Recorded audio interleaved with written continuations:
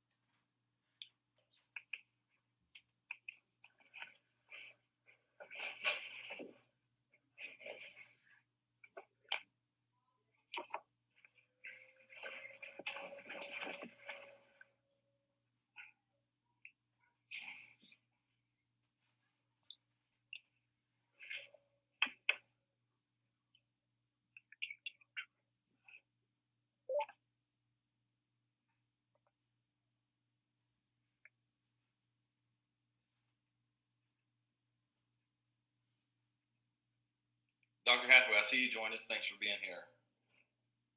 We'll get started in just a moment.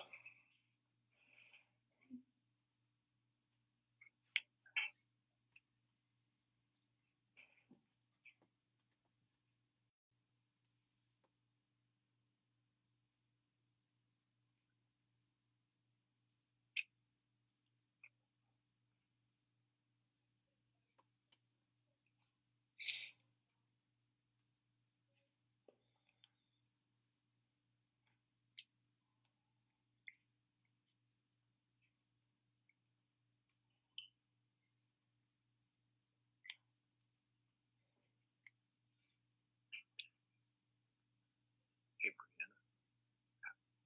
Does he control who's talking? I mean, we can't all talk at one time.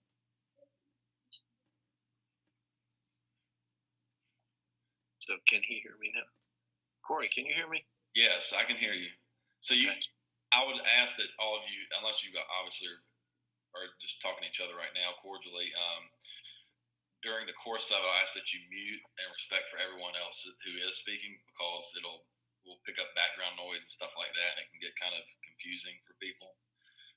And I'll go down the line and call on you for the introductory, and then once the questions start, I'll do my best to portion those out and, say Senator Edwards or Representative Turner or whoever, so they'll give you a signal to unmute and go from there.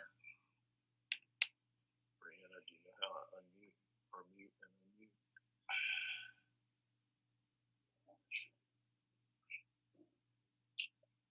You should be able to scroll over your box with your video, and there'll be a blue mute button there, or in the bottom left hand of your screen if you have the full screen. You can do it there as well. I got it. Okay, I think I got it. Oops. All right. Oops. I need help on this. I did something wrong.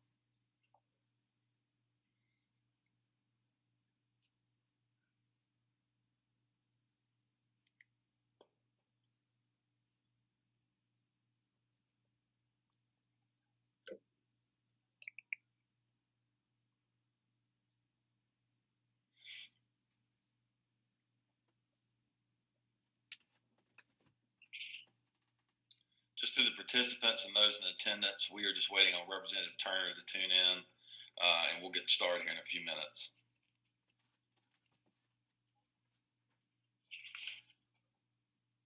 Dude, I'm right here. You're in? Yeah. Oh, great. Now I see you. Okay. I'll just wait for Desiree then to give us the go-ahead. Corey, can you hear me? I sure can. Okay, great. Yep. Hello, everybody. Thank you for joining us today. It is noon, so we will go ahead and get started. Thank you, Desiree. And thank you, everyone who's watching here today, and thank you, everyone of our panelists who we'll get to in a moment. I'm Corey Atkins. I'm Vice President of Public Policy and General Counsel for the Asheville Area Chamber of Commerce. We want to welcome you to the 2020 virtual version of our Legislative Luncheon. Many of you have been to this event in the past, I'm sure, and so we're having to change things up due to the COVID-19 pandemic, and we're graciously joined by a number of legislators here today to talk about that as well as the upcoming short session. At the Asheville Chamber, we hope all of you are safe, you're staying home, that you're healthy. And for our area businesses, we hope you're remaining resilient through what is certainly a trying time for our economy. We hope that you're utilizing all the resources that are available to you, the best compilation of which you can find on our website at www.ashevillechamber.org/coronavirus. You'll find a lot of good resources there, from everything from the federal government, SBA, to everything that's being done locally, as well as all of our recorded webinars, town halls, and this event. Once we are finished here today, you can find there. I want to thank all of our, and allow us to extend a warm welcome to all the legislators who have joined us here today. First off, we have Senator Chuck Edwards from District 48. We have Senator Terry Van Duyn from District 49. Chuck McGrady, who's our representative for House District 117. And Brian Turner, who's representative for House District 116. So thank all of you for being here today, and we'll certainly welcome your comments in a moment. But certainly we cannot do these events, and we can't get through all this as a community without important partners who help us carry the freight and do this together. And with that, I would like to thank all of our sponsors you'll see listed on the screen currently. This won't stay up the whole time, but we certainly want to give them their due. And first of which will be our presenting sponsor, who is Mission Health. We'll hear from Dr. Bill Hathaway in a moment. ERC Broadband, Pepsi Bottling Company, First Bank, Carolina Alliance Bank, and Fast Signs of Asheville. Really thank all of you for your partnership through all of this and agreeing to remain our partners through what we're doing with our events and trying to be nimble and still deliver valuable content to all of our members as well as the community through this time. And with that, I'll ask for all of our panelists to please mute themselves, and I'm going to cede the floor to Dr. Bill Hathaway from Mission Health to deliver some remarks in regards to presenting sponsorship and the things that Mission are doing to help address this pandemic. Dr. Hathaway. Corey, I thank you for that. I really appreciate the opportunity to represent Mission and HCA on this call. It's a pleasure for us to be able to be a sponsor for this event. We've done it in the past, and we really appreciate the opportunity to get together. I don't think we anticipated that when we chose to sponsor this, that we would have such a significant role in the content that was going to be discussed.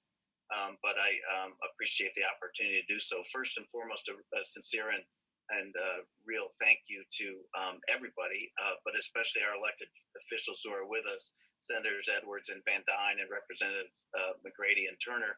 But not just to them, but to all the elected officials, both city and county and state, who have been so instrumental in helping us as we prepare to meet this unknown challenge that's coming towards us. Corey asked me to take about 10 minutes to give an overview of where we are and sort of a state of the virus, as it were, State of the Union. And so I'll do that in about 10 minutes. It's going to, obviously, I could spend hours talking about this. It's consumed our health systems activities for the last month and my personal activities for that same time. I think everyone's aware we've crested 450,000 cases in the United States with 16,000 deaths as of this morning. There seems to be some promise, at least in the HCA hospitals, that the numbers are flattening or going down, and we seem to see that also in terms of hospitalizations in New York City, so we're encouraged by that. In North Carolina, we have 3.6 thousand cases that have been identified. And again, that's a tip of the iceberg because testing is not being indicated for those with mild and moderate symptoms. And unfortunately, we've had 65 deaths. Locally, it's been interesting. We've been blissfully behind the curve. This is a party that we're happy not to be invited to or to be late to at the very least. I think we can attribute in large part much of that to two things. Number one is our inherent geographic isolation, and number two is the foresight that our county representatives had in instituting a stay home, stay safe order that preceded the governor's timely institution of some travel restrictions.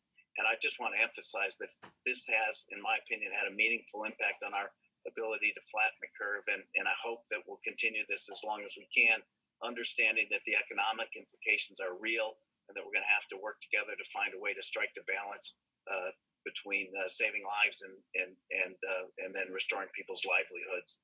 Locally, Henderson County leads the way with 55 cases, followed thereafter by Burke with 42 cases as of this morning.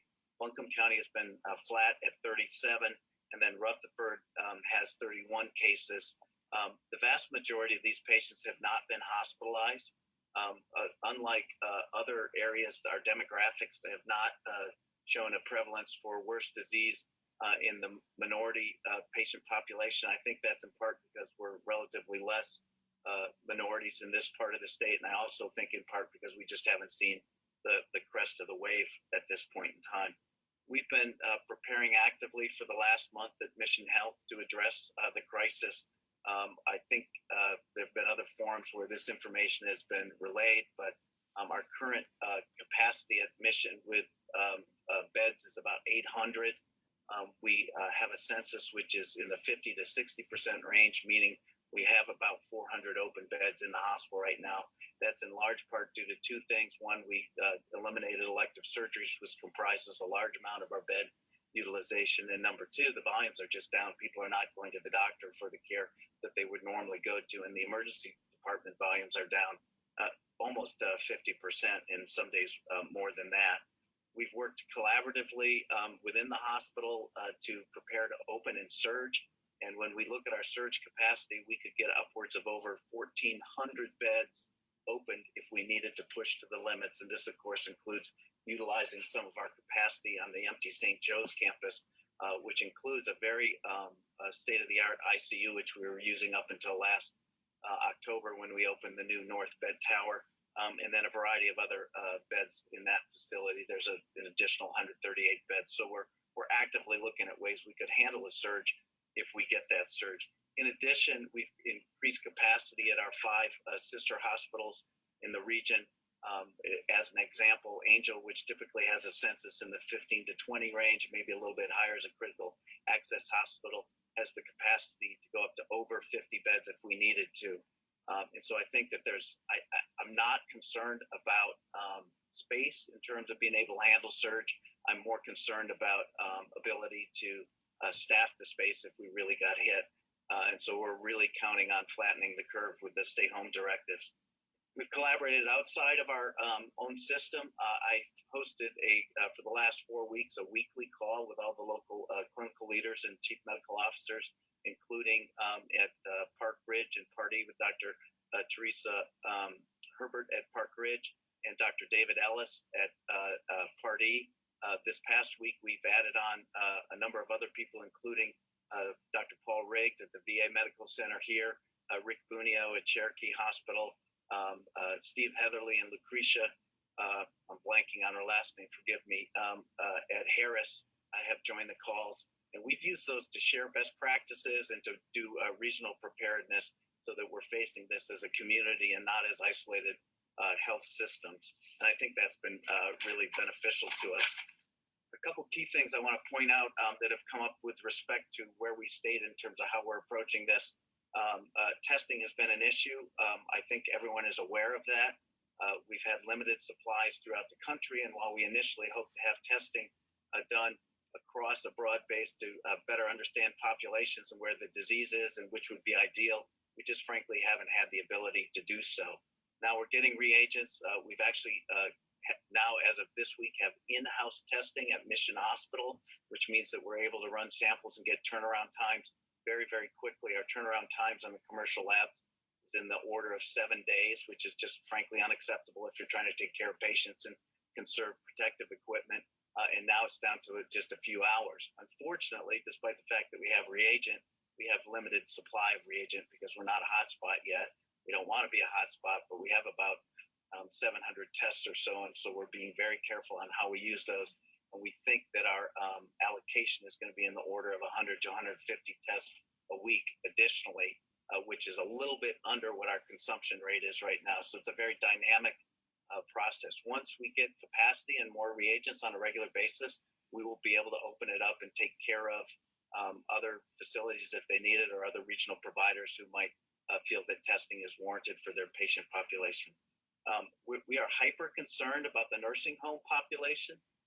I not jokingly, but seriously refer to them as our stationary cruise ships in the early part of the pandemic, as it came to town, when most of the cases that we were seeing nationally were on cruise ships, and they were highly vulnerable populations who experienced the worst side of the disease. And we are working collaboratively with our nursing home partners and MAHEC and other folks in town to make sure that they have the education that they need, the skills in their providers that they need, restrictions on visitation, collaboratively with Jenny Mullendor in particular to address that need. And so I'm hopeful that we can keep it out of those nursing homes. We've had 2 congregate living facilities in the region that have been affected. One was a skilled nursing facility in Henderson County. Actually, they were both in Henderson County. The other was an assisted living facility. Fortunately, despite some significant numbers of cases, and that's why Henderson County is leading the way in terms of number of cases, we haven't seen a lot of hospitalizations. We've had a total of 11 hospitalizations at Mission in our health system so far, and 1 death. There's been less than 2 handfuls of hospitalizations in other facilities, and just a few other deaths. So we've been blessed that way. A lot of attention and question focused on protective equipment. I want to assure everybody that at this point in time, we have adequate supplies of protective equipment at Mission. There was a recent call for N95 masks for all of our nurses. That, frankly, is not a guideline that anybody in the country has advocated for. And when we have limited protective equipment for other areas in the country, it would frankly be, in my opinion, grossly irresponsible to put N95 masks on all of our staff, regardless of whether they're caring for affected patients. We use N95 masks in the appropriate circumstances according to CDC guidelines, and I want everyone to be reassured that our staff and our patients are safe. We have gone to a universal masking policy, which is a much lower level of protection, but provides adequate protection for our staff members and visitors when they come in the hospital. And then the last thing I would like to talk about is something that we've been fortunate enough to do, being partnered with HCA. This has obviously had a significant economic impact on us. Our cash flow is down substantially. Our volumes are down dramatically, and yet we're exceptionally and always will be very concerned about our staff members.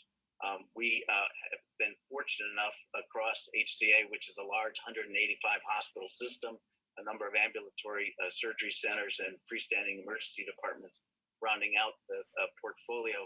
We have had enough resources where we've instituted what we call pandemic pay, and our staff members who are relieved of their duties temporarily, at least through May, will be offered the ability to be compensated at 70% of their current pay while they're waiting this out into May. How long we'll be able to continue that is unclear, but I feel clearly that's one of the biggest benefits that we've had through our partnership with HCA. And frankly, as Mission Health, we never could have done that in an independent fashion. We just didn't have the resources. I will leave it at that because I don't want to consume too much of the time. Really, this is a legislative session, but be happy to take questions and participate in the panel discussion as appropriate. Thanks very much, Corey. I really appreciate it. Thank you, Dr. Hathaway, and thanks again to Mission Health for being our presenting sponsors today and for everything you're doing in our community. I hope everyone takes heed of that. There was some good news in the midst of the national dire news. There was some good news locally mixed in there, but it's only because we're adhering strictly to these executive orders as well as local orders. So I hope everyone takes heed of that. I'm going to now stop sharing that screen so that we can focus more on our legislators who are here. I will tell the audience who's watching, if you have a question, please do not utilize the chat function that you'll see at the bottom of your screen. It gets confusing for everyone. It can cloud things up. please use the Q&A function. If you're utilizing the Q&A function will allow me to take your questions in the order that they come, and feel free to direct them at one of our legislators here specifically, or feel free to ask a general one. I'll do my best to spread that out amongst everyone. Initially, prior to this call, I asked each legislator to prepare 3 to 5 minutes of introductory remarks. I really want the focus to be on the questions that our audience members have about the state response to this, as well as the upcoming short session here at the end of the month. And we'll talk about that in a moment and take those questions as they come. But I want to start with Senator Chuck Edwards from District 48 to give some introductory remarks. Senator Edwards. All right. Well, thank you. Thank you, Corey. Can you hear me okay? All right. Well, hello, everybody, and welcome. I appreciate you taking the time to be with us this afternoon. On the way to join in this session, I was thinking how materially different the conversation is today from what it would have been even a month ago. Were we able to get together? First of all, I'd just like to say, in addition to being here, I hope everybody out there is well. I'll be praying for your health and your safety and that of your family. First of all, particularly to my fellow legislators and to any other city or county government official out there, I need to let you know that there's a message from my wife. She is assuring me that we've probably got about 2 weeks to go until we're going to be deeming hair salons as essential services. So just a heads up there. Corey, one of the downfalls of a Zoom session is I can't now hear the thunderous round of laughter that I was seeking to get, but I'm sure it's there. I'd like to acknowledge, and you know, often we do acknowledge the folks that serve our communities. Typically, it's the emergency service responders, the first responders, our law enforcement, and those folks are certainly critical in a time like this. I want to make sure that I offer acknowledgement to those folks, but we're recognizing that there's a whole other set of critical folks that serve our communities, folks that are on the front line right now, like healthcare workers, for example, something that too often we take for granted. We're certainly being reminded of the importance that they have to our society today. And then I'd be remiss also if I didn't acknowledge folks that are on the front line in grocery stores, in restaurants, in retail stores, and so many other essential businesses where we have essential employees. This is certainly a time that we should appreciate what all of those folks are doing. Out of this crisis, I see a lot of good things happening. The first is that I see highlighted the good and kind human spirit that sometimes we don't slow down enough to recognize. And I hope that you're recognizing that and seeing it around your neighborhood as well. This is a time where I see so many, I see folks running errands for their neighbors, going to the grocery store, the pharmacy, helping out outdoors around the house. It's so great, even in the midst of a crisis, to see those types of things. And maybe it's just me slowing down enough to see some of those things taking place. I see the human spirit in the sense that so many of us are now pulling together that might not otherwise. I see political leaders working together, and for the most part, putting partisanship aside, which is extremely refreshing for me. I see tremendous efforts in our school systems and with volunteers to feed and educate and entertain our children, all vital services at this particular time. But I also think that we need to acknowledge and recognize some things that might not be so positive. There are a lot of people hurting out there right now. There are a lot of folks that are sick. There are too many folks that have lost their loved ones, or fearful that they're going to lose some loved ones. And a lot of folks are hurting too with the economic crisis that we're experiencing. And quite honestly, I believe that business owners are making a huge sacrifice in the interest to help this thing go away, to protect us. I think that this crisis highlights the fact just how susceptible humans are to disease. We've been so fortunate for so many years that we've been able to overcome so many things, but it certainly highlights a susceptibility there. I think that this also highlights, in a land of plenty where we're so familiar, or it's so common to go in a store and be able to put our hands on anything that we want, but in a land of plenty, we now see that we're experiencing a number of shortages. Examples are test kits and PPE equipment, and yes, toilet paper. Who would have ever thought that that would have been the commodity that has grown to be today? And then also, I would be remiss if I didn't at least mention that there's in spite of all of the great things that are going on, there's still a few political operatives at work out there that are looking to leverage this crisis in a political way. That's certainly not the majority of the folks that I see out there, but I can assure you they're there, and I'm sure the other legislators on this call recognize a few of those as well. And Corey, again, thanks for pulling this together in spite of what's going on and giving us a chance to chat. I appreciate it. Absolutely. Thank you, Senator Edwards. Up next, we have Senator Terry Van Duyn, who represents District 49. Senator Van Duyn. Give you a second to unmute. There you go. Thank you. So first I want to start with thanking the Chamber. You guys have been awesome.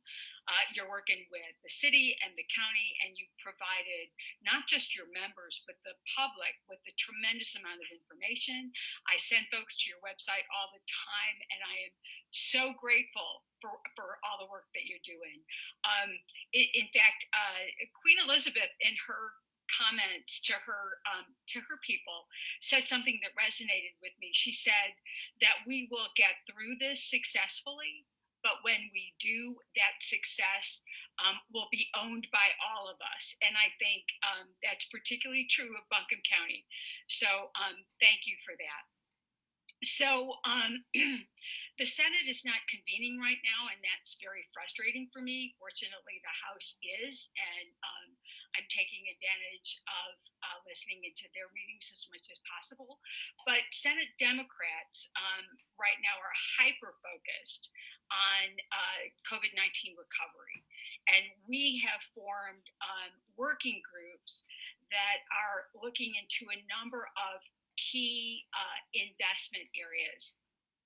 And of course, one of those has to be public health, mental health, and crisis management, not just to get us through this phase of the disease, but the second and potentially third phase of this disease. So we're going to be recommending significant investments to prepare for that, investments in a robust testing plan. And that means we need to have the PPE and the supplies to do that. And I'm sorry, my sisters are all texting me. To execute that effectively so that we can manage this crisis going forward. We're also looking at recommending improvements to our unemployment insurance.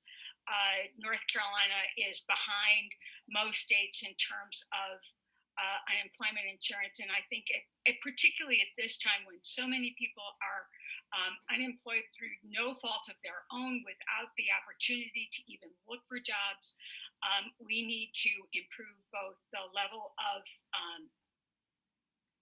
our benefits and the duration of our benefits.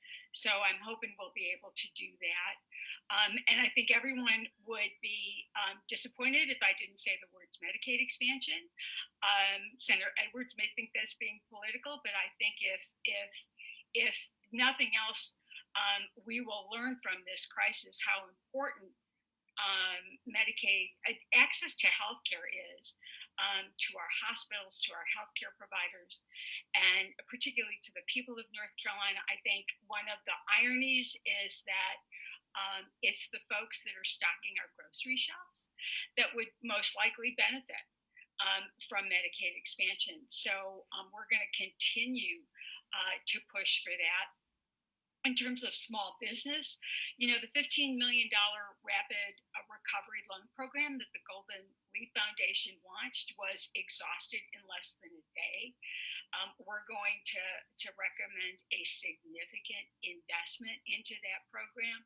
I'm very grateful for the work that's being done by the federal government, but we know that there's going to be a lag in terms of access to those funds. And I think a great way to get our businesses, particularly our small businesses, through this crisis is to invest in that fund. It's going to be, I think, a very intense short session. Don't quite know how it's going to work yet, but it ought to be interesting. And I also want to do a call out to Dr. Hathaway for making resources available to me and my constituents. That's been very helpful to be able to provide them with the information they need when they're panic stricken. Thank you for allowing me to be here, and I look forward to your questions. Thank you, Senator Van Duyn. Up next, we have Representative Chuck McGrady. Representative McGrady represents District 117. Representative McGrady, thank you. Glad to be here, and thank you to the Chamber for hosting this. I represent the largest part of Henderson County, the north end, so right up against the Welcome County and Asheville City limits. As others had mentioned, the discussion now is just so different than it was 2 months ago. In February and even early March, as an appropriations chair, my instructions were to put together a budget and be ready to go when we come back into session in late April. That is not going to happen. As Senator Van Duyn mentioned, the House is up and functioning to the extent that we've got committee meetings going on. The Speaker set up a COVID-19 committee with components, working groups related to economic activity, health, and a range of continuity of government and regulatory reform issues. Each of those working groups are meeting on a regular basis. I'm on the economic stability working group, and we're looking to see what it is we can be ready to do to address some of the COVID-19 impacts. One of the bright parts of this, and it's hard to look for anything good coming out of this, but I will report that in the House, a lot of the partisan acrimony that has probably frustrated those on the call as well as those in the public really isn't being seen right now. Best example of that, this week we had these committee meetings going on, and we actually had Democratic chairs. In one case, a freshman Democrat chairing a committee. All of this is going to result in legislation that will be introduced when we come back in. We've been told the introduction will occur on Tuesday. They'll go to standing committees on Wednesday, and on Thursday, April 30th, we're going to be back in to vote. It'll be interesting because the process will be very different. We're not all going to come together and sit in our seats. We'll be going in slowly, and the voting will occur over a longer period of time to allow an appropriate distance between legislators. But the House is moving, and I've been pretty happy with the camaraderie and the willingness to work together and compromise. And as for a budget, I don't expect one until much later. With all the tax deadlines moved back, we're in no position to know what our revenues are, much less what we have to spend, and therefore I'm anticipating that after a 2-week session, perhaps in May, at this point, we would likely come back in late June or early July to work on a budget. But that's a House perspective. To my knowledge, there's no understanding as between the House and the Senate at this time, and we'll get there soon. Anyway, thank you for the opportunity to talk about what's the ongoing work that is happening. Thank you, Representative McGrady. We appreciate your insight there. And I would point out that both Representative McGrady and Representative Turner are on the House Select Committee in response to COVID-19, specifically the Economic Support Working Group. We've tried to keep track of that pretty closely, and we'll continue to update everyone through our website. So please keep an eye on that. Up next, last but certainly not least, Representative Brian Turner for House District 116. Representative Turner. Thank you, Corey, and I want to thank everyone for signing on to watch us and to be a part of this discussion. And I'm going to keep it real short so we can get to the questions that are important to folks right now. But just briefly, as you mentioned, I'm serving with Representative McGrady on the COVID-19 Select Committee, and particularly the Economic Support Work Group. The work of that committee right now has been primarily to talk about the SBA programs that have come through, the Golden Leaf loan program that came through, as well as the different unemployment insurance benefit programs, not just the standard state ones, but also the ones that were enacted by the CARES Act that had to deal with basically pandemic support. And there'll probably be questions about that, so we can get into that in a minute. In addition, I've also been asked to work on what's being titled a regulatory relief bill, which is going to address some of the deadlines and fees and fines that are associated with doing business with the state government. They're associated with licensing boards. And so we're going to be looking at that and how we can do some things retroactively to help people who've been impacted by that, adjust some deadlines, things like that. So I'm going to be working with that with Representative Dean Arp. So we're starting on that work. And then I think, one thing that's been really interesting about this crisis is that I think back to sort of my manufacturing days, when we used to do a lot of what-if analysis, a lot of 5 why type stuff, and process auditing. This is very similar to that, it feels like. Unfortunately, it's happening in real time, where we're seeing where the gaps in our processes are, where we're seeing where the holes in the bureaucracy are. And so I think it's really important that we take this opportunity to identify those issues so that as we experience future crisis, whether it be a pandemic or something else, that we're better positioned to be more nimble and flexible in how we respond. I know that and Representative McGrady and I have talked about some of these issues in the past, but a lot of the big concerns that we're going to have for our region is, what does our summer look like? What does our fall look like? We have a multi-billion-dollar tourism economy. When we think about all the summer camps that happen in this area, these are all industries that are going to be impacted. And so we've got to figure out how we're going to handle them. What are they going to be allowed to do? And if they're not able to function in a way as they normally would, how are we going to be able to support them? And it's not just the tourism, it's also our manufacturing. It's how do we support those employees? How do we get those businesses the resources they need? So hopefully we'll be able to do that pretty quickly when we get back there at the end of April. Thank you, Representative Turner. And a reminder to all of our folks in attendance, we have around 200 folks watching. Please use the Q&A function at the bottom of your screen to ask questions. We already have a bunch piled up, so thank you for your participation. Senator Edwards, I do see that you had your hand raised. Was that an accident, or did you have a follow-up? Otherwise, I'll get straight to the questions. No, I did have a follow-up. Okay. And thanks, just real quick. I heard Senator Van Duyn express her frustration that the Senate has not convened, so to speak. I can assure you and all the folks out there that the Senate is very much hard at work. I'm involved in 2, 3, sometimes 4 conference calls a day as a chair of a couple of key committees. We've put a call out to the entire Senate, including Senator Van Duyn, asking for ideas, thoughts, concerns. Senator Van Duyn, and this direction came from Senator Berger as well as Senator Blue to get with the key committee chairs.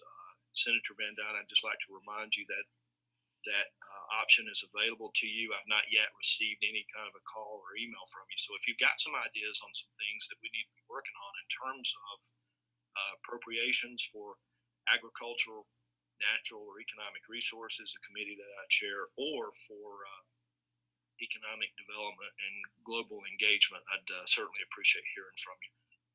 We've been in constant contact with almost every state agency. So while there's no formal work groups put together, I can assure you there's a lot of activity taking place in the Senate right now to prepare for when we go back into session. Thank you. Thank you, Senator Edwards. And Senator Van Duyn, I'll give you the opportunity to respond to that, but I do want to touch on this issue of the budget. Representative McGrady mentioned it sort of due to the response here, due to us not knowing what the new tax revenues are going to be in light of everything. We do have a question on it. Can you, we're wondering if there's going to be an update on passing the budget, maybe from the Senate side as well, Senator Edwards. And if folks think there won't be a budget this year, is it just going to be the new normal in the future, the person asks? I don't think it'll be a new normal at all. It's the House's responsibility to put forward the budget during this 2-year cycle, and we're going to put together a budget. We would have put together a budget to start in the end of April, but for the fact that we've rolled back, tax payments. It's very hard right now to figure out what our sales tax revenues might be, and it would be irresponsible to put together a budget that is disconnected to one's revenues. So all you're looking for from the House is a delay reflective of the change in the revenue stream. Once we've got projections as to what the revenue will be, the House will put together a budget. I can't speak to where the Senate is. I'm aware that there are some budget items that are mutually the Senate and the House leadership has some interest in, and we just need to take some time, breathe deeply. But the new normal is not having a budget. No, I cannot imagine that's where we'll find ourselves next year when the Senate starts the budget process. Thank you, Representative McGrady. Appreciate that. Kind of a couple of questions in this vein, so this might make a lot more sense. But Senator Van Duyn, I'll give you an opportunity to respond, but also, what are the chances that, assuming the economy bounces back, what are the chances of rewarding, is how the caller puts it, the frontline troops in this force? So in other words, the healthcare workers, the emergency workers that Senator Edwards mentioned in his opening remarks. And I don't think there's a need to respond other than to say that I think transparency is important. The question is a good one, and I do know that in the United States Senate, I believe it is Senator Schumer has proposed something he's calling the Heroes Fund that would provide, I think, $25,000 bonuses to healthcare workers. So I don't know that we will have the resources at the state level to do that, but there is some discussion at the federal level around recognizing the heroic efforts that our healthcare workers are engaged in right now. Will the General Assembly take action? This is a new question. Will the General Assembly take action to relax the legislative strictures around spending by the Buncombe County Tourism Development Authority? Some community members have called for the DC TDA to spend its reserves on direct support for tourism workers during this crisis instead of advertising, for instance, as currently required by law. And I'll open that up to the floor, whoever has insight into that. I'll take that, Corey.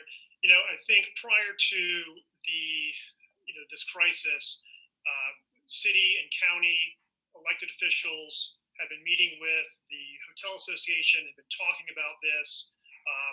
The local delegation had been included in some of those conversations as well. And I think we were well on our way toward some adjustments to that tax and what it's used for and the different percentages and things like that. And so, I feel like we're pretty close to a resolution on that and a good compromise. And so I think that we'll see ourselves pick up where we left off after the crisis is over, and then continue on that path right now. But I don't see us. It's been about a 9-month process to get there, and so I think everyone wants to be careful that we just all of a sudden don't sort of veer off to the side and go down a completely different path. So I think we'll see ourselves continue forward on where we were headed to begin with. I would just like to add that I think it's important to recognize that it was the Hotel Association that started this process.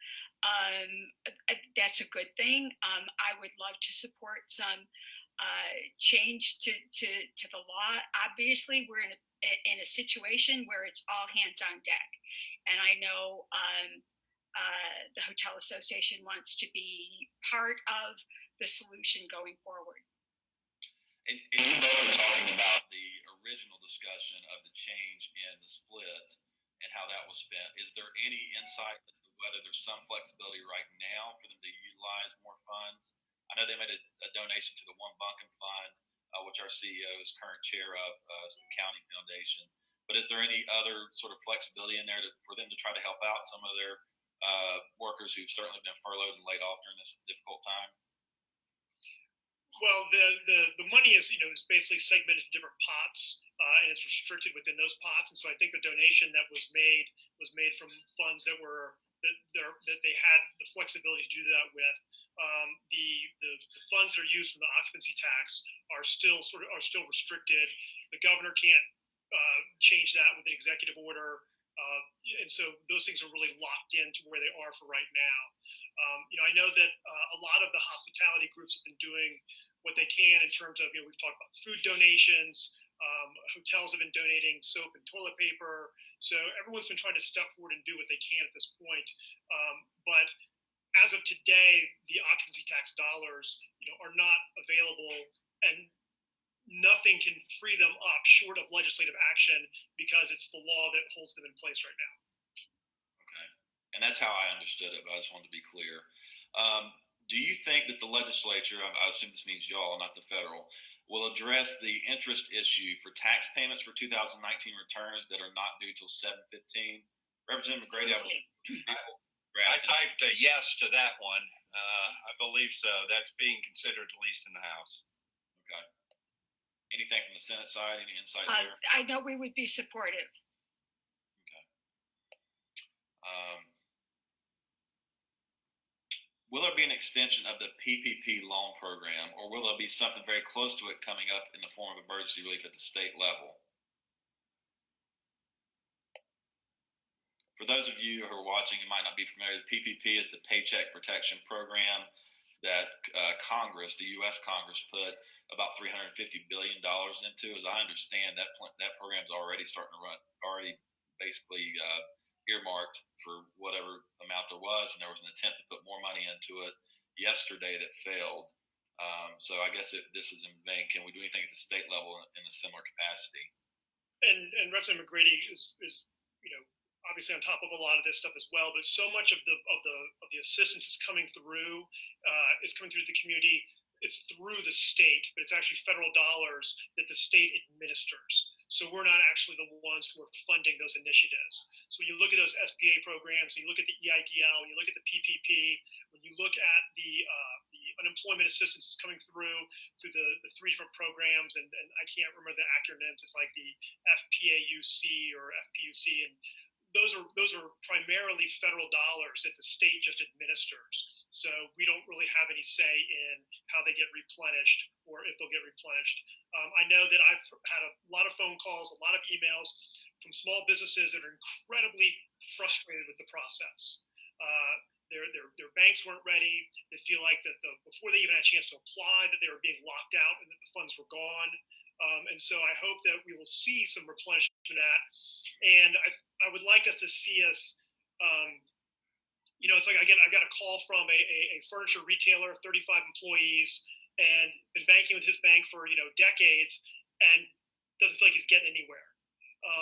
And so I would hope that if we see future programs, that they start to focus on not just the fewer than 500 employee businesses, but the fewer than 100 type employee businesses. Those independent Main Street businesses that sometimes really just kind of get left out in the cold. But everyone feels like they're included when we talk about small businesses. And so, back to your question, if those funds get replenished, that's really going to be up to the feds.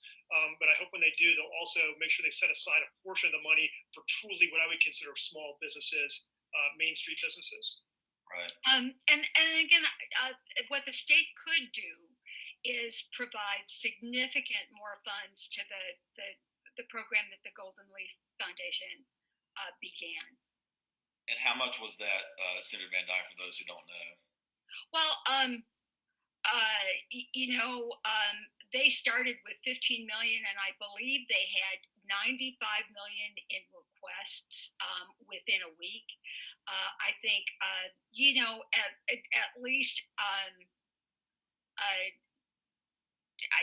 it's difficult to say at this point because we don't really have clear revenue numbers, but I think we really need a robust investment in that program. Okay. Senator Edwards, I'm going to direct this question to you. I think that Senator Van Duyn did bring this up in her opening remarks, and this is coming from, I believe, a healthcare provider. Is there an opportunity to re-examine a reimbursement for people seeing and treating uninsured during this time? Access to health care is always difficult prior to the pandemic. It's even more difficult now. And the revenue boost will be huge for safety net providers. And i.e., would anyone consider going back and looking at Medicaid expansion or some version of it in this coming session? Yeah, Corey, thanks for the question. The short answer to that question is yes. There is plenty of room. One of those ideas is Medicaid transformation, which included, I believe it was $273 million or so to expand health care to North Carolinians. The issue or the problem that we've had so far is that we've not been able to have any productive discussions on expanding health care. Because there's been an ultimatum put out there, which is expand Medicaid under the terms of the Affordable Care Act or else. And so I would say, yes, there is certainly room to do that, but we're going to need some help from the governor in opening up the options. Can I respond? Yes, please. Okay, Medicaid transformation does not expand care to anyone. It is a way for the state to limit the liability associated with healthcare by privatizing healthcare. I am not suggesting it's a bad idea because if it's implemented well, we can actually bring healthcare costs down by making by keeping people healthier, by getting them. By getting the individuals who are currently covered by Medicaid more comprehensive care. So, but it does not provide care for people who are currently not covered. And I think at a time when our hospitals are under such crisis, Medicaid transformation right now would be a disaster. So I completely disagree with Chuck Edwards, and with Senator Edwards. I would also like to suggest that, and I said this at our last meeting, and I know that it's true, we have a compromise bill in the House that Brian Turner is a co-signer on. So we know there is a bipartisan compromise solution available. We just won't bring it up, I believe, that we would have seen it in the House. There's no way to know this, but that they won't bring it forward because they know Senator Berger won't bring it forward in the Senate. And so what's the point? This is a stalemate that is caused, I'm sorry, by Senator Berger. And it's beyond time to do the right thing. And our hospitals need it, our healthcare providers need it, our people need it. And we just need to do it. Senator Edwards, I know you have your hand raised and want to respond. Go ahead. Yeah, I can't help but point out that Senator Van Duyn's, by her own admission, she said that Medicaid transformation could lower the cost of health care overall. I need to point out that when you lower the cost of health care, you're making that available to more folks.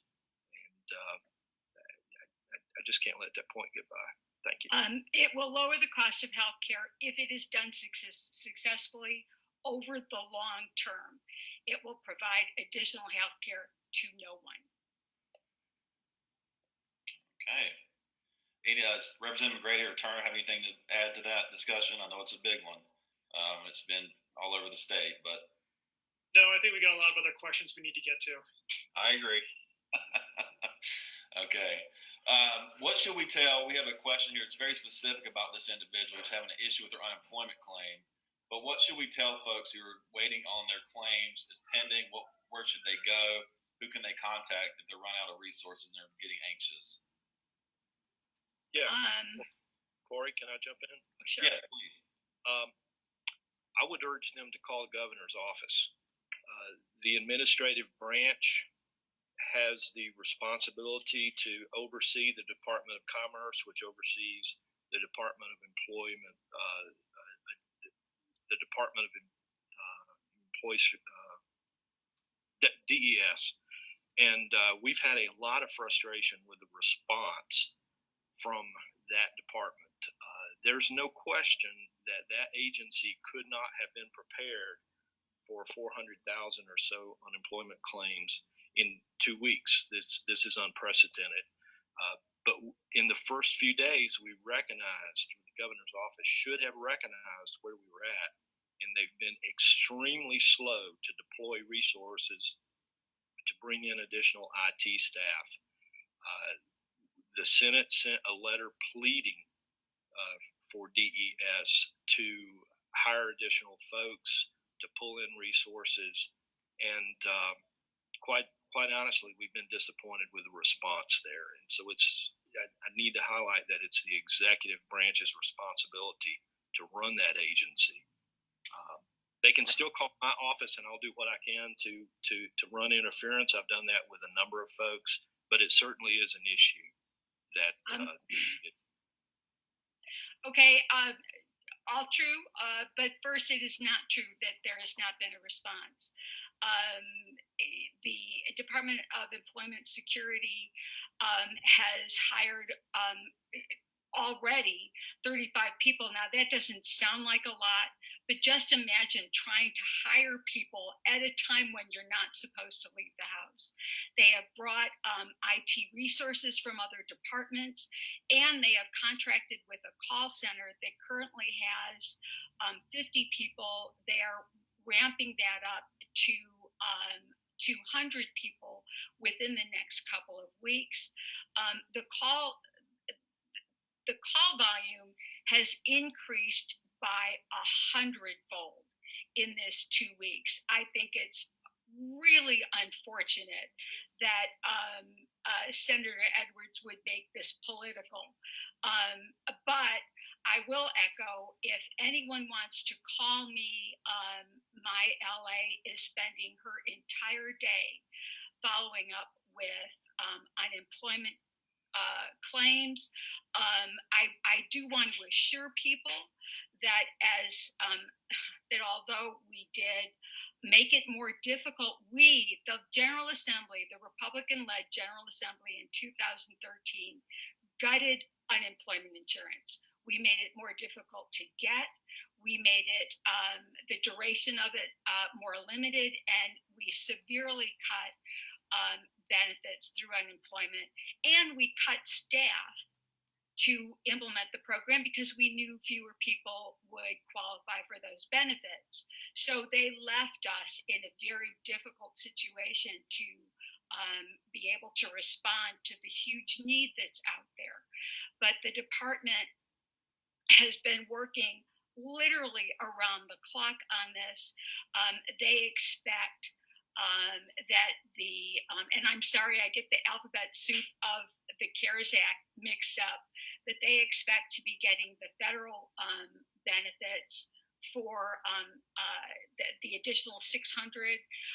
They expect to be able to process those by the 9th of April.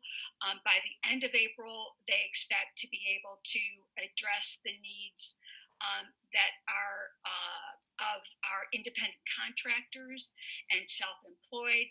So they're making actually huge improvements in the system every single day. And do we have a long way to go? Absolutely.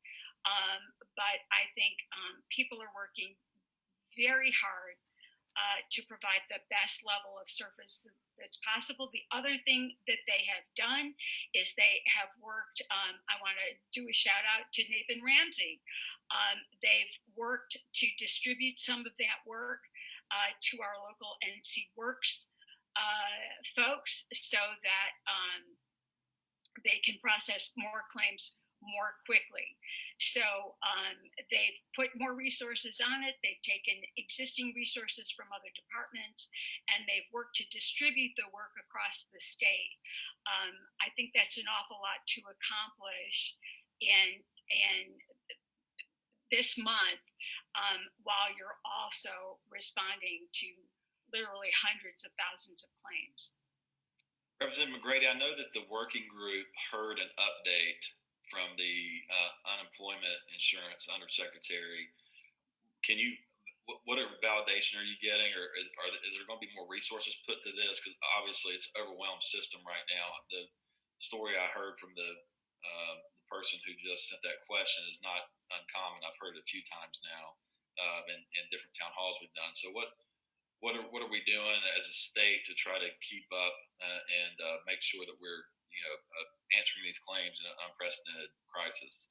In every call I believe I've been on with the Cooper administration,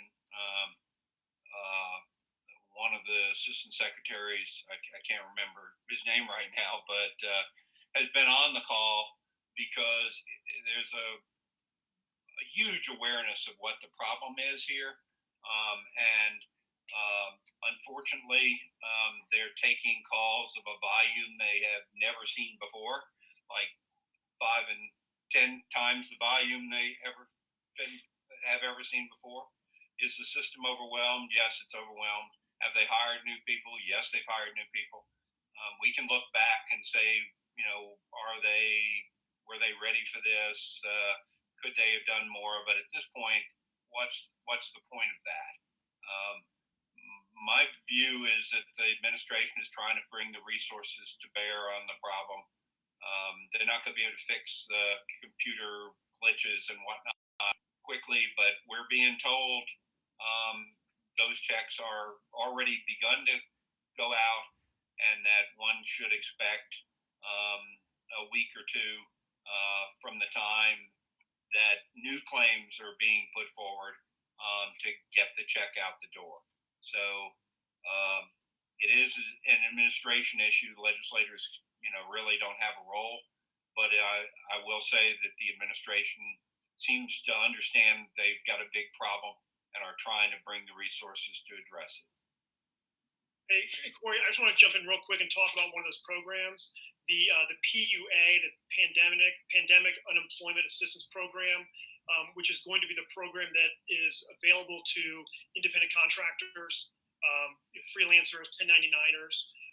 That is a program that that group of employee or worker has never been eligible for an unemployment benefit before, and so they're basically having to start from scratch in terms of building a system to accept those applications and process them, along with the federal guidance that they just got, I think, this past week. So that's the part that's going to be open April 25th. So for the businesses and the folks out there watching this, if you are an independent contractor, if you're a 1099 employee, the PUA program should be up and running starting April 25th, and that would be your opportunity to apply for some unemployment assistance. I'm a commercial real estate broker. I'm an independent contractor. Buncombe County said real estate wasn't essential for several weeks. Thankfully, that's been fixed. But there are a lot of folks out there like me who are going to need this assistance, and that's when it's going to be available, April 25th. Okay, thanks for that update. And the two things that we really pointed out and liked as a business community in that executive order that the governor issued on this was, one, that employers are no longer burdened with the claim, and also they can also automate the claims on behalf of their employees, which were two big upgrades as far as we saw it. I want to end on a lighter note. We've got a really good question here. We're headed towards Friday. It's a holiday, but it is typical that Friday happy hours happen all over this area. So someone has asked, as alcohol sales have been strong during this crisis, is there any chance North Carolina will allow selling of pre-mixed single-serve cocktails from craft breweries at craft breweries or in grocery stores? I think this sounds like a Chuck McGrady question to me. It is a Chuck McGrady question. I wish I could make that so, but that's not the law right now. And so to get to that position, we would have to change the law. And I doubt, given everything else that's moving, we're going to take on a issue that can be very controversial. Really, from a social conservatives versus more libertarian types, continue to have a debate about just what the role of the state ought to be in controlling and regulating alcohol consumption. Personally, yeah, I'd love to support that. I suspect that the same people that would normally drink mixed drinks at restaurants and whatnot are now making them at home, having bought their liquor from the ABC stores. And it would be a quick way to get money to the restaurant and tourism people. But unfortunately, no, I don't see that happening. There's just so much else on the agenda. The oxygen has just been taken from the room in terms of those sorts of adjustments, in my opinion. Right. And thank you for that, Representative McGrady. And I think that's an interesting one to end on. I would like to see, by shaking of heads, up or down, do we think there is actually going to be a short session beginning on April 28th? Will you all actually be going down to Raleigh? Yes. Okay. Mine's short. We're told we'll be there to vote on Friday the 30th, I believe it is. Okay. Committee hearings on the 29th and bills introduced on the 28th. Okay. Well, we'll definitely be on the lookout for that and tracking it.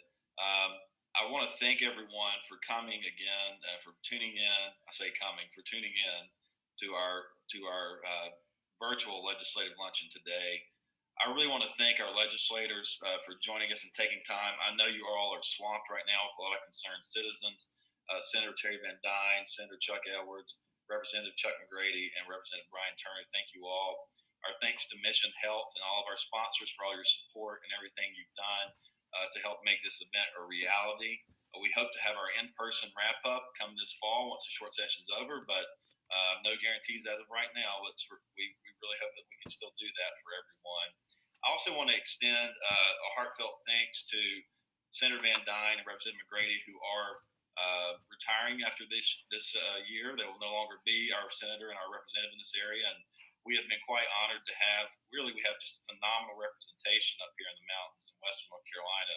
I would put our quality of our legislators against anybody across the state. Both of you have definitely have always had our area's interest at heart. And from the Asheville Chamber and our community and our 1,700 members and 80,000 employees, for those members, we want to thank you for your service, and also thank Representative Turner and Senator Edwards for your continued service in the years to come. Thanks everyone for tuning in. that'll conclude our 2020 Legislative Luncheon. Be safe, stay at home, stay healthy. And again, www.ashevillechamber.org/coronavirus for more updates. Thanks, everyone.